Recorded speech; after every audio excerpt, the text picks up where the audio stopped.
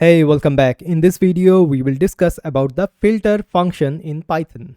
The filter function returns an iterator where the items are filtered through a function to test if the item is accepted or not. Okay, so let's see that in action. For example, we are having a list of numbers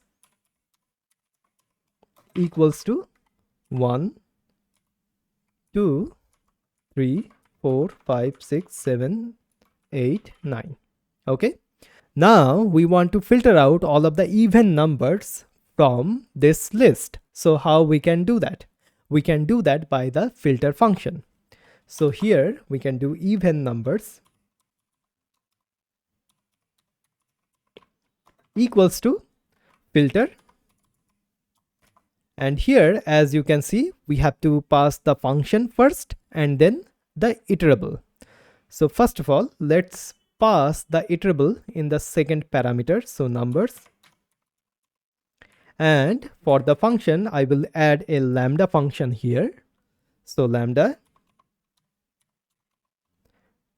x colon x modulus of 2 if that is 0. Okay. So this is our lambda function here. All right. So we will get all of the even numbers here. Now, if I just print the even numbers, okay. So let's see what we'll get. So as you can see, we are getting a filter object. Okay, this is not that much useful currently right now to see our numbers. So what we can do, we can convert the filter object to a list by using the list constructor function. Okay, run the program.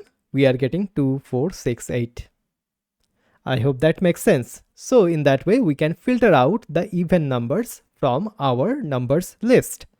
So what exactly the filter function does? Basically, this filter function has to return some sort of a boolean, first of all, okay? The function here. So it is currently returning a boolean. If that is true, then we are keeping that particular value inside of the filter object. If that is false, then we are not keeping that value in the filter object. Okay? So this is basically the filter function here. Let's see one other thing here as well. So what I'll do, I'll just comment out this one. Let's see for a simple function here. So let's declare a variable ages equals to, let's do 5. Let's do 10, comma 20, comma 7, comma 8, comma 18, comma 64, comma 32. Okay. Now we want to filter out the adults from this ages list. So how we can do that? So we can do something like this, a function filter adults. Okay, it will take a age basically. All right. If age is less than 18, then return false. Okay, else return true. Okay, why is that? Because. All right. Now what we can do something like this. We can add the variable adults